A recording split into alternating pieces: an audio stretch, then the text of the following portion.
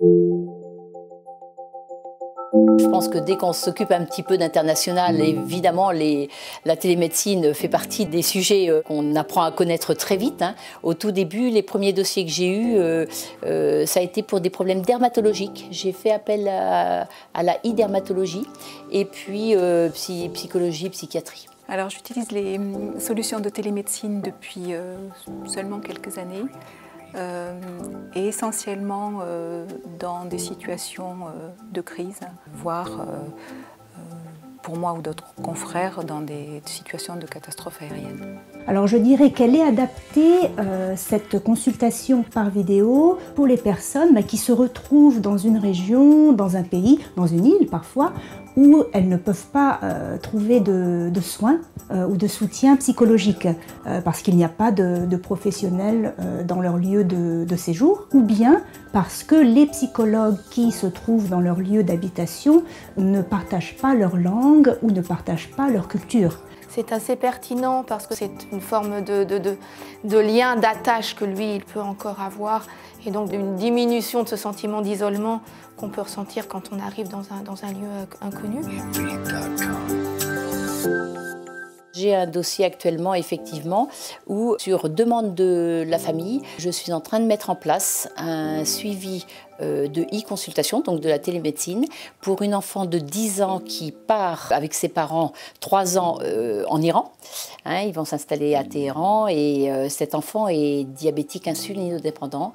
On sait que le diabète, il faut l'adhésion du malade. Hein, ce sont des maladies chroniques qui nécessitent vraiment la coopération de l'enfant ou de l'adulte. Donc on a mis en place des e-consultations qui vont permettre à cet enfant de garder la continuité de suivi avec la diabétologue et l'équipe hospitalière qui la connaît et qu'elle connaît, même à partir de l'Iran. Ce qui me vient à l'esprit là maintenant, c'est la situation d'une adolescente, par exemple, que j'ai suivie sur plusieurs mois, autour d'une problématique de son corps et de maltraitance de son corps.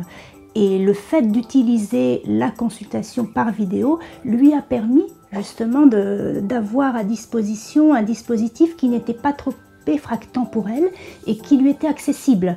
Étant adolescente, utiliser son ordinateur dans sa chambre, chez elle, était vraiment de l'ordre du familier. On arrive très très vite à créer un lien de qualité, on arrive très très vite à créer un lien de confiance et d'échange, et finalement au même titre que lorsqu'on reçoit les patients en cabinet.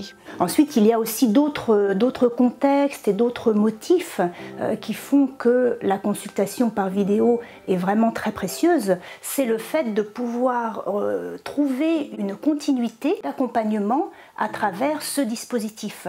Puisque les expatriés, justement, c'est leur vie, je dirais, de changer d'environnement, de vie et de travail régulièrement. Je dirais qu'en emportant leur ordinateur, ils emportent leur psy, hein, quelque part. Je pense que c'est extrêmement rassurant à la fois pour les salariés et leurs familles qui sont en situation d'expatriation ou les salariés qui sont en situation de mission. Il y a quelques temps de cela, une famille d'expatriés se trouvait dans un pays du Moyen-Orient dans lequel ont éclaté des troubles politiques. Et cette famille s'est retrouvée inopinément à être témoin de scènes violentes dans la rue. Ils nous ont avertis très vite.